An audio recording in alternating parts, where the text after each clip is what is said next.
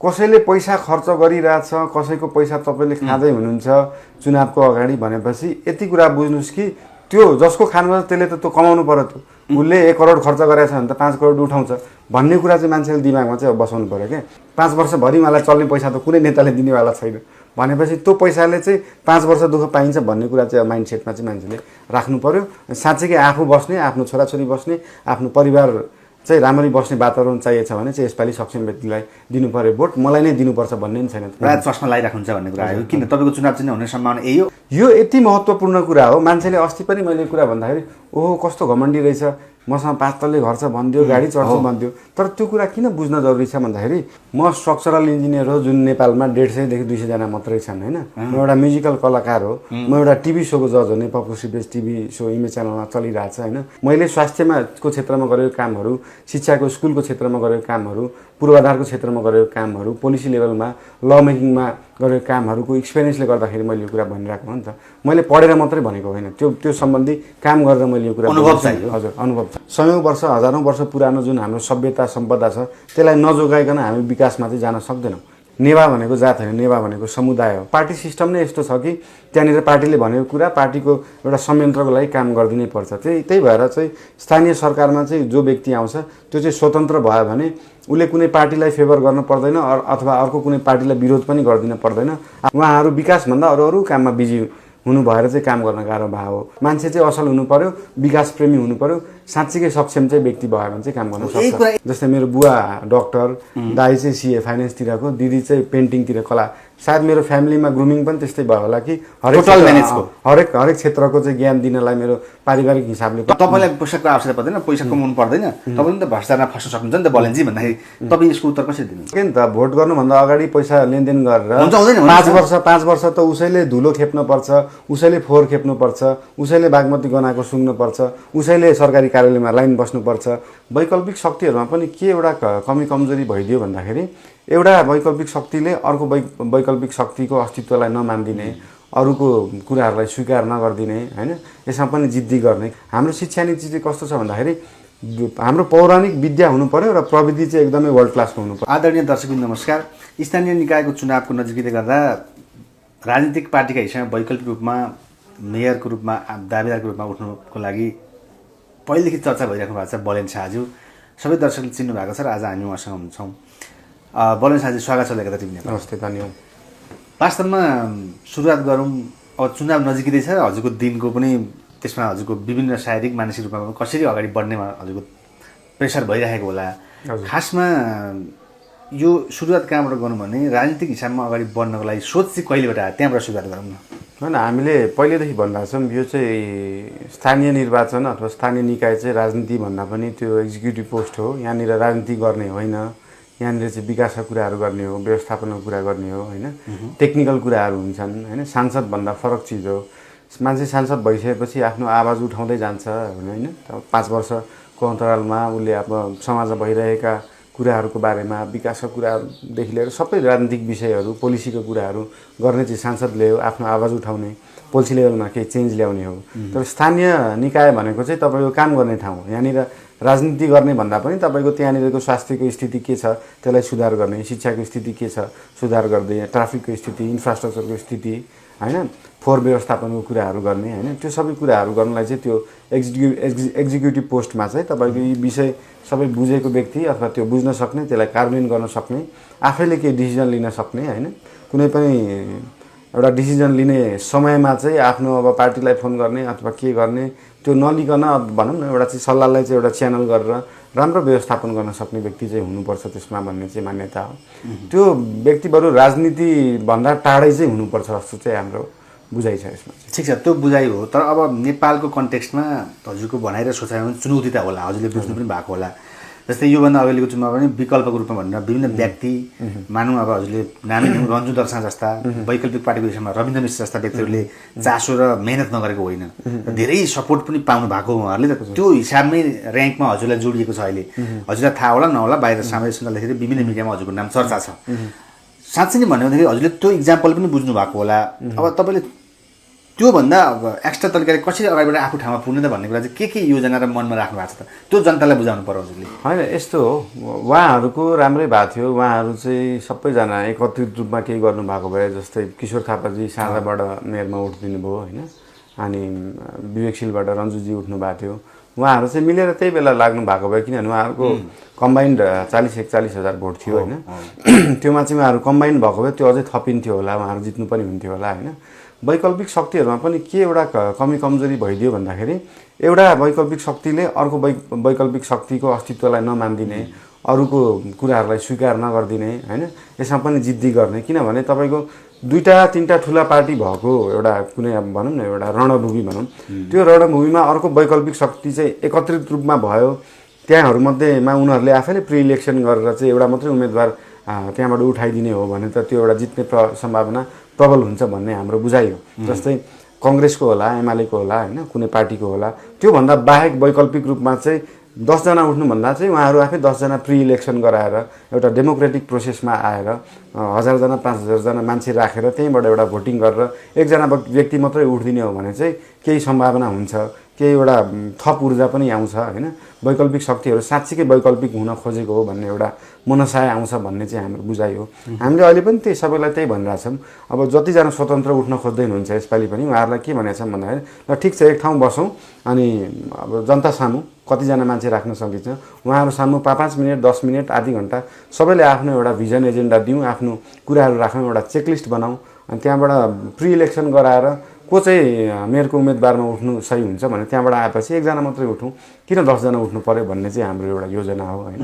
त्यसलाई चाहिँ हामीले सबैसँग कुराकानी गर्दै सहकार्य हामीले गरिरहेछौँ उहाँहरूसँग। अब उहाँहरूको के छ, अब जिद्दिनै गरेर त अब सबैजना आफू लडेर त केही पनि हुँदैन भन्ने चाहिँ हाम्रो कुरा। जस्तै जसको पनि अन्तिम नतिजाको जित्ने नै हुन्छ र आफ्नो योजना र आफ्नो सोच तपाईँको पनि त्यही नै होला सायदै। के कारणले गर्दा म जित्छु, जनताको मन बुझाउन सक्छु भन्ने तपाईँको होला नि त। राजधानी आफैमा एउटा विकसित क्षेत्र हो होइन, यहाँनिर पूर्वाधारहरू धेरै विकास भइ पनि सकेका छन्, कति बाँकी होलान् होइन। जस्तै तर एउटा सानो रूपमा चाहिँ विकासहरू नभएको जस्तो लाग्छ। जस्तै हरेक वार्डमा एउटा क्लिनिकहरू छैनन् स्वास्थ्यको कुरामा होइन। तपाईँको ठुलो रोग लाग्नुभन्दा अगाडि नै तपाईँको बडी चेकहरू हुन्न होइन, तपाईँलाई समस्याहरू होलान्, तपाईँको थाइरोइड हुनसक्छ होइन, तपाईँको लिभरमा फ्याटी लिभर हुनसक्छ होइन, किडनीमा केही समस्या क्रेटानिनहरू धेरै भएको थाहा पाइएला, युरिक एसिडहरू र तर त्यसको तपाईँको डायग्नोसिस त सुरुमै गर्न पाउनुभयो, एकदम प्राथमिक स्टेजमा गर्न पाउनुभयो भने त तपाईँ दीर्घरोगी बन्नुभन्दा त रोकिन्छ नि त। अनि यस्तो उपचारहरू चाहिँ सरकारले हरेक वार्डमा चाहिँ अथवा यस्तो डायग्नोसिस सेन्टरहरू हरेक वार्डमा राख्यो भने मान्छेहरू बिमारी भएर पछि धेरै पैसा खर्च गर्न पर्ने स्थितिमा नजाओस् भनेर एउटा स्वास्थ्यको चाहिँ हाम्रो वार्ड क्लिनिकको एउटा योजना छ हाम्रो, जुन चाहिँ हरेक वार्डमा हुन्छ होइन। शिक्षामा पनि हाम्रो 1 देखि 8 सम्म त सिलेबसै बनाउँछ नगरपालिकाले होइन। हाम्रो शिक्षा नीति चाहिँ कस्तो छ भन्दाखेरि हाम्रो पौराणिक विद्या हुनु पर्यो र प्रविधि चाहिँ एकदमै वर्ल्ड क्लासको हुनु पर्यो भन्ने बुझाइ हो। हामीले यहाँनिर काठमाडौँ उपत्यकामा बसिसकेपछि यहाँको कला कल्चर, यहाँको इतिहास, यहाँको सभ्यता, यहाँको सम्पदा सबै बुझ्न सक्ने, प्लस टेक्नोलोजीको हिसाबले चाहिँ टोकियो जापानमा जुन लेभलको हाई लेभलको पढाइ हुन्छ, हामी टेक्नोलोजीसँग जसरी कनेक्ट हुन्छौँ, जस्तै कोडिङहरू हामीले स्कुल लेभलमै सिकाउन सक्छौँ। किनभने त्यो कोडिङहरू ब्याचलर पढिसकेर पनि कतिलाई चाहिँ नआउने होइन, फेरि क्लासेसहरू लिनुपर्ने, फेरि ट्रेनिङहरू लिनुपर्ने कुराहरूलाई चाहिँ हामीले स्कुलबाटै उहाँहरूलाई ग्रुम गराएर टेक्नोलोजीको लेभलमा चाहिँ एकदमै हाई लेभलमा लाने, प्लस हाम्रो पौराणिक विद्याहरू, आयुर्वेदका कुराहरू, योगका कुराहरू होइन, हाम्रो संस्कारका कुराहरू अहिले सबभन्दा हराउँदै गएको विद्यार्थीहरूमा चाहिँ यो मोरल साइन्सका कुराहरू एकदमै हराउँदै गएको छ। त्यो चिजहरूलाई चाहिँ बढाउँदै जाने भन्ने हाम्रो शिक्षा नीतिहरूमा छ। हाम्रो ट्राफिक म्यानेजमेन्टको टाइम सेड्युलिङमा छ, कसरी ट्राफिकलाई कन्ट्रोल गराउने, किनभने बाटो जति बढाए पनि अब चाहिँ त्यो अन्डरपास अथवा फ्लाइओभर नभएसम्म त्यो बाटो जति चाक्लो भए पनि त्यहाँबाट त्यो रेड लाइटमा रोक्नै पर्छ, अर्कोतिर जाम नै हुन्छ होइन। अब कि त टाइमिङ सेड्युलले तिनीहरूलाई डाइभर्ट गराउनु पर्यो, फ्लोलाई चाहिँ टाइम सेड्युलले चेन्ज गराउनु पर्यो, अथवा 4 लेन भएको ठाउँमा जहाँ सकिन्छ त्यहाँनिर अन्डरपास अथवा ओभरपासहरू गराउन सकिने त्यो फिजिबिलिटी स्टडी डिपिआर गराएर चाहिँ त्यसलाई कार्यान्वयन गराउने होइन। अनि तब जस्तो मेट्रोकै कुरा भयो, जुन 5 वर्षमा बन्दैन, 3 वर्षमा बन्दैन, 30 किलोमिटर मात्रै बनाउनु पऱ्यो भने त्यसलाई 15 देखि 20 वर्ष लाग्छ। त्यसको लागि पैसा पनि 1 किलोमिटरमा 10 अर्ब खर्च हुन्छ। त्यो मसिनले एक दिनमा 10 देखि 15 मिटर मात्रै खन्न सक्छ, जुन अन्डरग्राउन्ड मेट्रोको हामीले कुरा गरेका छौँ। त्यसको लागि चाहिँ हाम्रो कार्यक्रममा डिपिआर हुनसक्छ, फिजिबिलिटी स्टडी हुनसक्छ, जियो टेक्निकल हाम्रो भूगर्भमा के छ त्यसको स्टडीहरू गरेर त्यो गर्न सम्भव छ कि छैन त्यो चिजलाई चाहिँ अध्ययन गर्न सकिन्छ होइन। त्यसका अनि ट्राफिक म्यानेजमेन्टका कुरा छन्, हाम्रो फोहोर व्यवस्थापनमा हाम्रो धुलो व्यवस्थापनहरू भयो, त्यसको लागि इन्फ्रास्ट्रक्चर एम्बुलेन्स भनेका छौँ, जहाँनिर चाहिँ तपाईँले फोन गरेर कहाँनिर के समस्या परेको छ भन्न सक्नुहुन्छ। अनि हाम्रा काठमाडौँ भनौँ न महानगरपालिकामा उत्पादन हुने फोहोरलाई चाहिँ तपाईँको अर्ग्यानिकलाई चाहिँ तपाईँले मलको रूपमा प्रशोधन गर्ने, अनि प्लास्टिक जन्य फोहोरलाई चाहिँ आसफाल्टसँग मिक्स गरेर कालोपत्रे गर्ने सिस्टमहरू धेरै पुरानो सिस्टम हो। यो पुल्चोक क्याम्पसमा पनि अध्ययन भएको छ, काठमाडौँ युनिभर्सिटी पनि अध्ययन भएको, यो एकदम सजिलै गर्न सकिने। त्यो इन्सिनेरेटर मसिनहरू राख्नुपर्छ, त्यसको खर्च भनेको 2 देखि 3 अर्ब लाग्छ। त्यो भनेको काठमाडौँ महानगरपालिकाको लागि ठुलो बजेट पनि होइन, किनभने काठमाडौँ महानगरपालिकाको बजेट आफ्नो 20 अर्ब छ, त्यहाँ छुट्याइएको छ वार्षिक बजेटमा के छ। त्यो गर्न सकिने सजिलै व्यवस्थापन गर्न सकिने चिजहरू छन्, जुनलाई चाहिँ हामीले बिस्तारै कार्यान्वयन गरेर एउटा चाहिँ सेपमा ल्याउने कुराहरू छ होइन। हाम्रो यहाँ सम्पदा संरक्षणको कुराहरू छन्, किनभने विकास गर्दै जाँदाखेरि हाम्रो जुन सयौँ वर्ष हजारौँ वर्ष पुरानो जुन हाम्रो सभ्यता सम्पदा छ त्यसलाई नजोगाइकन हामी विकासमा चाहिँ जान सक्दैनौँ। किनभने विदेशीहरू नेपालमा टुरिस्टहरू जुन आउँछन् उहाँहरू चाहिँ ठुल्ठुला मल हेर्न आउने, ठुल्ठुला टावर हेर्न आउने होइन, उहाँहरू त यहाँको हाम्रो पुरानो कला कौशल हेर्न आउने हो, हाम्रो पुरानो प्रविधिहरू हेर्न आउने हो। हामीले बनाएको काठ इँटा माटोले बनाएका घरहरू जुन भुइँचालो प्रतिरोधक छ, जो एकदम हाई टेक्नोलोजीको, तीहरू चाहिँ अचम्म मानेर हेर्न आउने हो। यो आफैमा एउटा तपोभूमि हो। युरोपमा बसेर तपाईँको 15 दिन मेडिटेसन गर्नु र काठमाडौँ उपत्यकामा बसेर 1 घन्टा मेडिटेसन गर्नुमा आकाश पाताल फरक छ। यो सबैले भन्दै आएको कुराहरू। अनि यहाँको हाम्रो कल्चर, हाम्रो जात्राहरूलाई प्रमोट गर्नु पर्यो होइन। सरकारले सधैँ भन्दै आएको हुन्छ जात्रामा किन पैसा सरकारले सहयोग गर्नु पर्यो, तर ती चिजहरूले त हाम्रो सरकारले त्यसमा 1 लाख सहयोग गर्छ भने त्यसले टुरिज्म 1 करोडको ल्याउँछ भन्ने कुरा त बुझ्न सक्नु पर्यो नि त। प्लस हाम्रो सभ्यता जोगिन्छ। हामीले जात्राहरू पर्वहरू मनाउने भनेको हाम्रो संस्कार पनि एउटा डेभलप हुन्छ। हामी कसरी सोसियल हुने, कसरी मिलेर बस्ने कुराहरू त हाम्रो चाडपर्व जात्राहरूले देखाउँछ नि त। हामी मिलेर बस्ने दिनहरू हो नि त। त्यसको लागि जस्तै ठुल्ठुला पार्टीले अब नेपाल बन्द गर्छ, उपत्यका बन्द गर्छ, खासमा त गाडी बाइकहरू बन्द गरेर मनाउनु पर्ने चिज त जात्राहरू हो नि त। नेपाल बन्द गरेर आन्दोलन गर्नुभन्दा त यस्तो बेला पो गाडी बाइकहरू अब यातायातहरू बन्द गराएर सबैजना घरबाट निस्किएर सबैजनाले मिलेर मनाउने हो नि त। किनभने नेवा भनेको जात होइन, नेवा भनेको समुदाय हो। यहाँ काठमाडौँ उपत्यकामा बस्ने जसले चाहिँ यहाँको नेवा कल्चर फलो गर्छ, यहाँ आस्था राख्छ, यहाँको मन्दिरहरूमा आस्था राख्छ, स्तूपहरूमा आस्था छ, यहाँको जात्रामा भावना जोडिएको छ, यो मनाउन सक्ने एउटा जुन भावना छ नि, त्यो भावना भएका जति उपत्यकावासी छन् सबै नेवा हुन्। त्यो कुरा चाहिँ बिस्तारै बुझ्दै जानुपर्छ भन्ने हाम्रो सोचाइ हो। ओभरअल यहाँको विकास गर्नलाई एउटा मात्रै पक्ष हेरेर हुँदैन। यहाँको आर्कियोलोजी बुझ्नु पर्यो, यहाँको इतिहास बुझ्नु पर्यो, यहाँको सभ्यता सम्पदाहरू सबै चाहिँ नबुझिकन चाहिँ यहाँ काम गर्न चाहिँ सकिँदैन भन्ने हाम्रो बुझाइ हो। ठिक हो। हजुरले यी सबै कुरा भनेका कुरा जनताले चाहिँ योभन्दा अगाडि सम्पूर्ण पार्टीका सम्पूर्ण नेताहरूले पनि यही कुरा भन्थे। हजुर, भन्ने कुरा हुनसक्छ। यस्तो सबै सपना नेताहरूले सृजनाले बनाउँछु। योभन्दा अगाडिको चुनावमा आउनुभएका मेयर अहिले विद्यासुन्दर साकीले पनि यी कुरा करिब 90% भनेर मनोरलदेखि लिएर यो अवस्थासम्म भन्नु, तर अहिले फोहोरको अवस्था जहीँको त्यहीँ छ, तपाईँ यहीँ बसिरहनु भएको छ भनेपछि तपाईँले विद्यासुन्दर साकीले भनेका कुरा अनि हजुरले भनेका कुरालाई कसरी जनतालाई प्रश्नवित पार्नुहुन्छ, ढुक्क पार्ने कुरा, र अहिले के देख्नुभयो उहाँले भनेका कुरा र तपाईँले अर्को 5 वर्ष जितेपछि के चेन्ज हुन सक्छ? 2-3वटा कुरा छन् यसमा। जस्तै भिजन एजेन्डा सबैको उस्तै हुन्छन्, किनभने हामीले स्कुल कलेजमा पढ्ने किताब त सबैको एउटै हुन्छ, तर कोही फर्स्ट हुन्छ, कोही सेकेन्ड हुन्छ, कोही फेल हुन्छ होइन, कोही पास हुन्छ होइन। सिलेबस त सबैको एउटै हो नि त। तर त्यो भिजनलाई अप्लाई गर्नलाई सक्षम को छ भन्ने कुरा हेर्नु पर्यो नि। अघि मैले भने नि, यहाँनिर काम गर्नलाई राजनीति बुझेर हुन्न, यहाँनिरको सबै पक्ष बुझ्न सक्नुपर्छ एक कुरा। अर्को, पार्टीमा लागिसकेपछि पार्टीको एउटा सिन्डिकेट हुन्छ, पार्टीले आफ्नो कार्यकर्तालाई जागिर खुवाइदिनु पर्यो, आफूलाई सहयोग गर्ने व्यापारीहरूलाई उहाँहरूको पोलिसीमा चेन्ज गरिदिनु पर्यो, आफ्ना ठुला नेताहरूले भनेको मानिदिनु पर्यो, आफ्नो कार्यकर्ताहरूको विवाह व्रतबन्धमा गइदिनु पर्यो। त्यो सबै उहाँहरूको पार्टीको सिस्टममा बसेर उहाँहरू विकासभन्दा अरू काममा बिजी हुनु भएर चाहिँ काम गर्न गाह्रो भयो हो। नचाहेर पनि होइन होला, उहाँको पार्टी सिस्टम नै यस्तो छ कि त्यहाँनिर पार्टीले भनेको कुरा पार्टीको एउटा संयन्त्रको लागि काम गरिदिनै पर्छ। त्यही भएर चाहिँ स्थानीय सरकारमा चाहिँ जो व्यक्ति आउँछ त्यो चाहिँ स्वतन्त्र भयो भने उसले कुनै पार्टीलाई फेभर गर्न पर्दैन अथवा अर्को कुनै पार्टीलाई विरोध पनि गरिदिन पर्दैन। आफ्नै पार्टीका मान्छे छन् भने कारबाही गर्न नसकेका धेरै मेयरहरू छन् जुन चाहिँ उसको आँखा अगाडि उसले नराम्रो काम गरिरहेछ तर उसकै पार्टीको भएर उसले कारबाही गर्न सक्दैन नि त। त्यो कुराहरूले गर्दाखेरि स्वतन्त्रले चाहिँ यो काम गर्न सक्छ। त्यसको चाहिँ पुष्टि चाहिँ अब तपाईँहरू 18-20वटा नगरपालिकाहरू हेर्नुहोस् नेपालभरि, त्यहाँनिर देखिन्छ। जस्तै कोही कोही चाहिँ अल्पमतमा पनि पर्या हुन्छन् होइन, जस्तै बहुमत छैन कतिवटा मेयरहरूको, तैपनि ऊ मेयरले चाहिँ साँच्चै भिजन ल्याएको छ, साँच्चैकै असल छ, काम गर्ने छ भने काम गरेर पनि देखाएको छ। त्यो कुराहरू छन्। मान्छे चाहिँ असल हुनु पर्यो, विकास प्रेमी हुनु पर्यो, साँच्चीकै सक्षम चाहिँ व्यक्ति भयो भने चाहिँ काम गर्न सक्छ। यही कुरा यति धेरै मिहिनेत गरेर वास्तवमा रञ्जु दर्शनले कति भन्नुहुन्थ्यो, वास्तवमा उहाँले मत पनि ल्याउनु भएको हो, तर अन्तिममा उही रविन्द्र मिश्रले भने जस्तो अन्तिममा छाने छन् अन्तिममा ममै छान्ने पर्ने अवस्थालाई चिर्नु पर्यो क्या हजुर। त्यो त्यो त त्यहाँनिर त एक्सक्युज माग्ने कुरै छैन नि। उहाँहरू दुईजना छुट्टा छुट्टै उठ्देर पो हार्नु भयो, उहाँहरू मिल्देको भए त 100% जित्नुहुन्थ्यो नि। त्यसमा त त्यो हामीले यो गऱ्यौँ एक्सक्युज गऱ्यौँ भन्ने कुनै ठाउँ नै छैन। यहाँनिर मान्छेहरूको सबभन्दा ठुलो गल्ती नै बाहनाबाजी भयो क्या, एक्सक्युज भयो क्या। त्यहाँ केही एक्सक्युज छैन। दुईजना मिल्नु भएको भए जित्नुहुन्थ्यो, दुईजना, एकजना मेयर एकजना उपमेयर उठ्नु भएको भए जित्नुहुन्थ्यो। त्यसमा कसैले यो कुरा कसैले पनि नाइ भन्नु। त्यसमा तपाईँलाई साथ दिने को त अहिले जनता हुनुहुन्छ त, साँच्चै तपाईँ जित्नुहुन्छ त, मनमा के कुराले चाहिँ अघि भनियो दोहोऱ्याउनु परेन कुरा, तर यी सबै कुरा चिरेर दिन आइसक्दैछन्। तपाईँ अब यो उपत्यकाको मेयर बलेन शाह भनेर मान्छेले भन्ने समय आइसकेको हो त भन्ने कुरा होइन। हाम्रो यस्तो हामीले भिजनहरू जस्तै हामीले 2.5 वर्ष अगाडि सुरुमा भन्यौँ घोषणाको रूपमा थोरै, त्यसपछि हामीले 3 महिना भयो हामीले नेपालमै प्रथमचोटि हामीले मेयरको घोषणा गऱ्यौँ, काठमाडौँ महानगरपालिकाको भनेर गऱ्यौँ। गर्दै जाँदाखेरि हामीले मान्छेहरू माझ जाने, जस्तै अहिलेसम्मको फेजमा आउँदाखेरि लगभग 30,000 हाराहारीको मान्छेहरूलाई चाहिँ हामीले प्रत्यक्ष भेटी पनि सकेका छौँ होइन। अनि कार्यक्रमहरू गर्दैछौँ, अनि त्यहाँहरूको फिडब्याक लिन्छौँ। हामीले आफ्नो भिजन दिँदाखेरि मान्छेलाई क्लियरिटी पुगेको छ कि छैन भन्ने कुरा त फिडब्याकमा आउँछ नि त।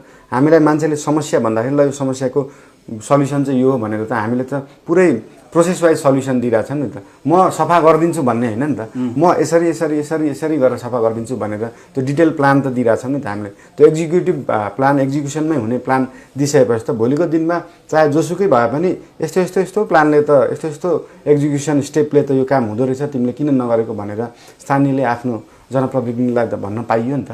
त्यो कुरा चाहिँ हामीले डिटेलमा दिएको छौँ। पहिला सायद त्यो चिजको डिटेलिङ पनि भएको थिएन। जस्तै अघि मैले भनिहालेँ नि, एउटा टनल बोरिङ मसिन जुन मेट्रो खन्नलाई त्यसलाई एक दिनमा चाहिँ जम्मा 10 देखि 15 मिटर मात्रै खन्न सक्छ भनेपछि कति समय लाग्छ। मोनोरेल त सुन्दरले पनि भन्नुभएकै थियो होइन। त्यो मसिन फोहोर व्यवस्थापनको मसिन ल्याउनलाई 2 देखि 3 अर्ब खर्च लाग्छ। त्यो इन्सिनेरेटर मसिन भनिन्छ। त्यहाँनिर फोहोरलाई सिग्रिगेट गरेर कसरी गर्न सकिन्छ 2 देखि 3 वर्ष त्यसलाई बनाउन लाग्छ। त्यसको अहिले प्राथमिक फेजमा आएर जस्तै रोकिएको कामहरू चाहिँ किन रोकियो त्यसको लागि हामीले प्रोसेस दिएको छौँ नि त। प्रोसेस त दिएको छौँ नि त। मतलब त्यो मेसिन तपाईँको अवधारणा भएपछि अहिले काठमाडौँका चोकचोकहरूको फोहोर कहीँ हुँदैन, कहीँ हुँदैन। अझ यस्तो पनि हुनसक्छ कि ललितपुरमा पनि थोरै प्र्याक्टिस भएको थियो। मान्छेको फोहोर किन्नेसम्म छन् नि त होइन, धेरै देशहरूमा प्र्याक्टिस छ नि त। खासमा त फोहोर भने फोहोर होइन नि त, त्यो त कुनै न कुनै चिजको लागि र मेटेरियल हो नि त। संसारमा कुनै पनि चिजलाई फोहोर मान्न सकिँदैन क्या, त्यो र मेटेरियल नै हो नि त।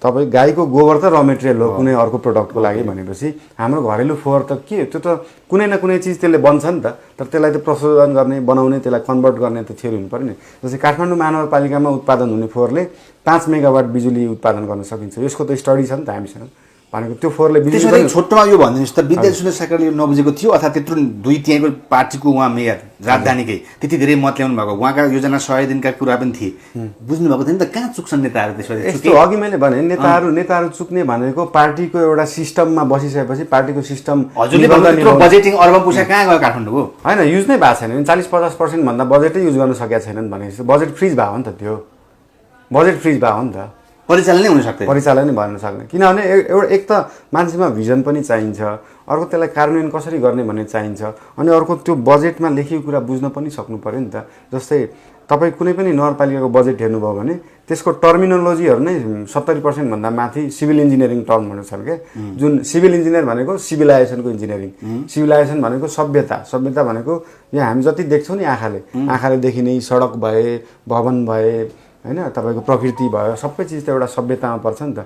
त्यसको इन्जिनियरिङ हो नि त हामीले गर्ने सिभिल इन्जिनियरिङ। त्यो बुझ्न सक्ने व्यक्ति त चाहियो नि त त्यसलाई। त्यो टर्मिनोलोजीले के भनिरहेछ, त्यो ल्यान्ड पुलिङ भने के हो, ल्यान्ड भ्याल्यु क्याप्चरिङ भने के हो, रिभर्स बोरिङ भने के हो होइन, यो आसफाल्ट भने के हो, प्रिमिक्स भने के हो, किन यो यो फरक किन भएको छन्, यसले गर्दाखेरि के रिजल्ट आएको छ, त्यो कुराहरू त बुझ्न सक्ने हुनु पऱ्यो नि त। प्लस त्यसमाथि मेरो ब्याकग्राउन्ड पनि भयो, जस्तै मेरो बुवा डक्टर, दाइ चाहिँ सिए फाइनेन्सतिरको, दिदी चाहिँ पेन्टिङतिर कला, सायद मेरो फ्यामिलीमा ग्रुमिङ पनि त्यस्तै भयो होला कि हरेक क्षेत्रको चाहिँ ज्ञान दिनलाई मेरो पारिवारिक हिसाबले। तपाईँको अरू के ज्ञान छ भन्नुहोस् दर्शकहरूले। होइन, मैले जस्तै हाम्रो सिभिल इन्जिनियरिङमा तपाईँको 56वटा विषय पढाइन्छ, जसमा तपाईँको इकोनोमिक्स फाइनेन्सदेखि लिएर सोसियोलोजीदेखि लिएर तपाईँको इन्भाइरोमेन्ट साइन्सदेखि लिएर सबै कुरा भएभरका सबै सब्जेक्ट पढाइन्छ र त्यो सब्जेक्ट पढेर मात्रै हुन्न, त्यो सम्बन्धी काम पनि त गर्नु पऱ्यो नि त। जस्तै मैले स्वास्थ्यको क्षेत्रमा गरेको कामहरू, शिक्षाको स्कुलको क्षेत्रमा गरेको कामहरू, पूर्वाधारको क्षेत्रमा गरेको कामहरू, पोलिसी लेभलमा ल मेकिङमा गरेको कामहरूको एक्सपिरियन्सले गर्दाखेरि मैले यो कुरा भनिरहेको हो नि त। मैले पढेर मात्रै भनेको होइन, त्यो सम्बन्धी काम गरेर मैले यो कुरा अनुभव चाहियो। हजुर, अनुभव चाहियो। ठिक छ, यो जस्तै अर्को महत्त्वपूर्ण कुरा हजुरले पनि बुझ्नु त भएकै होला, यो कुरा पटक पटक उठ्ने गर्छ क्या विभिन्न व्यक्तिबाट। जस्तै तपाईँ मेयर हुनुभयो अथवा हुने सम्मानको लागि तपाईँ आफू घोषणापत्र लिएर अगाडि बढ्नुहुन्छ, तर जनताले प्रश्न गर्ने कुरा के हो भने भ्रष्टाचार त यस्तो महत्त्वपूर्ण छ कि यो क्षेत्रमा, यो अवस्थामा तपाईँलाई पैसाको आवश्यकता पर्दैन, पैसा कमाउनु पर्दैन, तपाईँ त भ्रष्टाचारमा फस्न सक्नुहुन्छ नि त बलेनजी भन्दाखेरि तपाईँ यसको उत्तर कसरी दिनुहुन्छ? होइन, यस्तो भ्रष्टाचार मैले किन गर्नु पर्यो? म स्ट्रक्चरल तपाईँलाई पैसाको आवश्यक पर्दैन, पैसा अरबौँ देख्नु भनिहाल्नु। मैले भनिदिन्छु, म स्ट्रक्चरल इन्जिनियर हो, जुन नेपालमा 150 देखि 200 जना मात्रै छन् होइन। म एउटा म्युजिकल कलाकार हो, म एउटा टिभी सोको जज हो, Nepal seepage TV so image च्यानलमा चलिरहेको छ होइन। मैले अहिले भ्याएको छैन कति काम गर्न, त्यो यो चिजभन्दा अगाडि नै मेरो यति धेरै काम छ। मैले अस्ट्रेलियाको टुर क्यान्सल गरेर बसेको छु, युरोपको टुर क्यान्सल गरेर बसेको छु, अमेरिकाको टुर क्यान्सल गरेर बसेको छु। त्यो पैसा कमाउनलाई मसँग भनौँ अहिले व्यक्तिगत रूपमा यति धेरै बाटाहरू छन् कि यहाँ मैले अब राजनीति गरेर पैसा कमाउनु पर्ने आवश्यकता हजुर हजुर हजुर। एक त कमाइसक्नु भएको छ अथवा तपाईँलाई पैसा आफै गर्न सक्नुहुन्छ। हजुर हजुर, यो महत्त्वपूर्ण कुरा छ नि होइन र? एकदम महत्त्वपूर्ण, यो यति महत्त्वपूर्ण कुरा हो। मान्छेले अस्ति पनि मैले कुरा भन्दाखेरि ओहो कस्तो घमण्डी रहेछ, मसँग 5 तल्ले घर छ भनिदियो, गाडी चढ्छु भनिदियो, तर त्यो कुरा किन बुझ्न जरुरी छ भन्दाखेरि तपाईँले आफ्नै जिन्दगी उकास्न सक्नु भएन भने अर्काको जिन्दगी कसरी उकास्दिनुहुन्छ?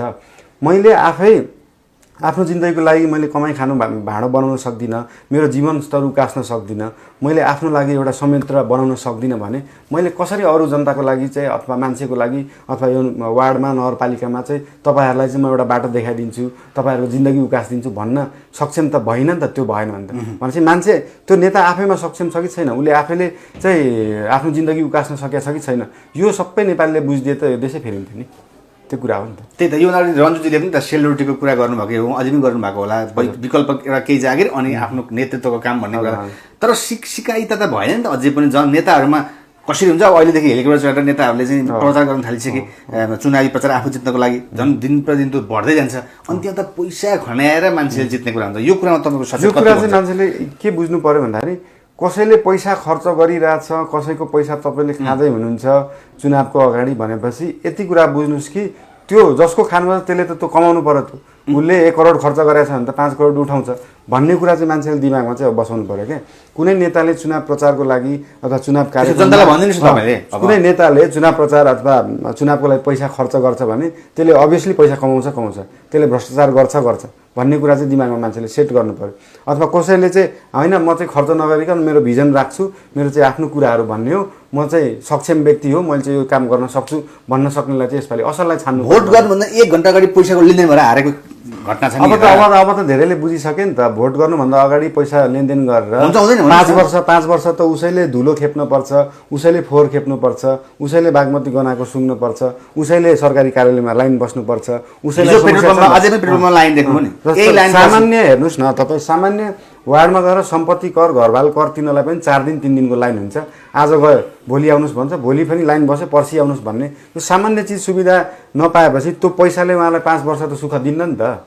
5 वर्षभरि उहाँलाई चल्ने पैसा त कुनै नेताले दिनेवाला छैन भनेपछि त्यो पैसाले चाहिँ 5 वर्ष दुःख पाइन्छ भन्ने कुरा चाहिँ माइन्ड सेटमा चाहिँ मान्छेले राख्नु पर्यो। साँच्चै आफू बस्ने, आफ्नो छोराछोरी बस्ने, आफ्नो परिवार चाहिँ राम्ररी बस्ने वातावरण चाहिएको छ भने चाहिँ यसपालि सक्षम व्यक्तिलाई दिनु पर्यो भोट, मलाई नै दिनुपर्छ भन्ने पनि छैन। तपाईँहरू हेर्नुहोस् सबै कुरालाई, सबैलाई एउटा चाहिँ चेकलिस्ट बनाएर सबैको काम हेर्नुहोस्, कसले के गरेछ, आफ्नो जिन्दगी कसरी चलाछ, उसले आफ्नो जिन्दगी चलाउने बाटो छैन अनि राजनीतिमा आएर चाहिँ बल्ल जिन्दगी जीविकोपार्जन गर्छु भनेको छ कि मान्छे, त्यो पनि चेक गर्नु पर्यो मान्छेले। यसपालिको उम्मेदवार हजुरलाई नदिए पनि तपाईँ जस्तो व्यक्तिलाई दिनु पर्यो, असल मान्छेलाई दिनु पर्यो, काम गर्न सक्ने व्यक्तिलाई दिनु पर्यो।